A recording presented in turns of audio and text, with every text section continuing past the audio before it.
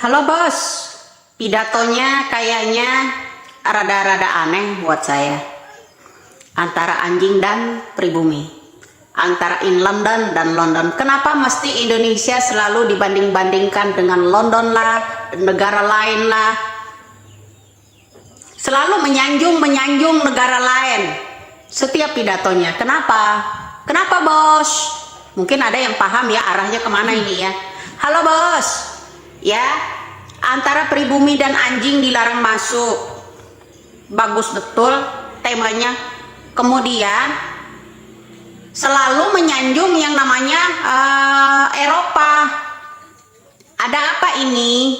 Halo Indonesia, adakah yang bisa meneliti tentang arah omongannya? Kenapa Indonesia dianggap seperti anjing dan pribumi, kemudian selalu dibandingkan dengan luar negeri, Eropa, in London dan London? Kenapa sih mesti orang luar negeri katanya anti sama orang asing, antek asing? Kenapa mesti orang luar negeri itu selalu disanjung, bukan menyanjung, mempertahankan persatuan negaramu sendiri? Kalau memang NKRI, pertahankan dong. Siapapun Anda yang akan jadi pemimpin itu, pertahankan persatuannya. Ya bro, jangan memancing edukasi itu ya, agar kita ini tidak mengungkit. Ya, kenapa mesti Anda itu selalu membandingkan negara Republik Indonesia ini dengan Kingdom atau dengan Kerajaan London? Itu begitu bos. Ada apa ini bos? Semoga aja banyak anak-anak bangsa Indonesia yang benar-benar pikirannya itu terbuka lebar, matanya itu terbuka lebar ya. Apa dan tujuannya? Mengingat kembali kita selalu dulu ada temanya tahun 2030 itu Indonesia akan bubar. Itu katanya orang luar negeri yang menyebutnya seperti itu. Akankah dia sendiri yang akan bekerja sama dengan luar negeri itu?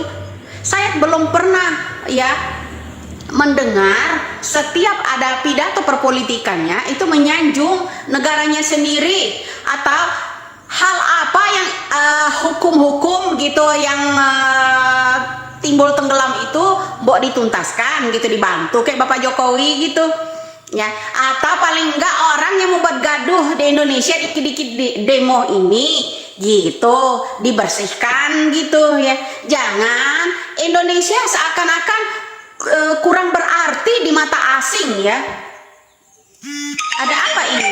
Kok Indonesia tadi disebut apa namanya, antara anjing dan pribumi dilarang masuk, kemudian Anda membuat statement lagi bagai ibaratnya negara lain gitu, in London dan London, ya kan? Aku nggak ngerti Pak, tujuan Anda itu memperebutkan kursi presiden itu tujuannya untuk apa? Apakah sengaja nantinya benar-benar Indonesia ini akan bubar 2030 ketika Anda genggam gitu? Ya, begitu kan Pak? Ada apa bos? Selalu menyanjung orang luar negeri ketimbang negaramu sendiri. Perbaiki. Udah 3 kali gagal, ya kan? Kayaknya juga ada youtuber oposisi membuat statement bahwa capres dan cawapres itu ada batasan umurnya. Apakah kira-kira orang yang pidato tiba-tiba muncul pesawat Sukhoi itu masih mencukupi, masih diperbolehkan Pak itu umurnya untuk capres? Kalau yang muda belum mencapai, takut kalau Gibran dicalonkan orang gitu misalkan. Halo Repli Harun dan kawan-kawan, kenapa kok sibuk mengenai umur gitu loh? Apakah Prabowo itu masih kena gitu umur?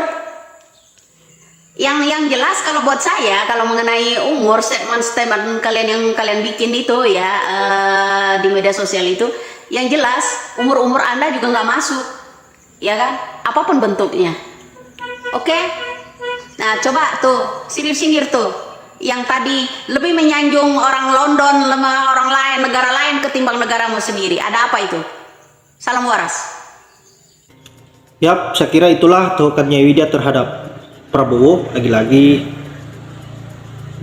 kali ini Prabowo betul-betul ditampol oleh Nyai Widya terkait dengan pidatonya, di mana Prabowo ini kebanyakan menyanjung-nyanjung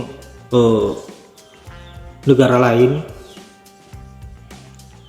terkhususnya Eropa, dan cenderung tidak percaya diri terhadap negara sendiri. Seolah bahwa negara kita ini di mata Prabowo itu adalah negara yang paling buruk. Entah bagaimana konsep berpikirnya Pak Prabowo, kerap kali mengatakan bahwa jangan pernah menjadi antek-antek asin, atau dalam pernyataannya dia menggambarkan bahwa dirinya ini adalah anti asing. Dan pada saat berpidato dia lebih banyak menyanjung negara lain, utamanya Eropa, yang kalau kita nilai sendiri bahwa dia lebih antek asing dibanding orang-orang yang lain. Prabowo ini sudah pelin-pelan dan tidak jelas pendiriannya seperti apa.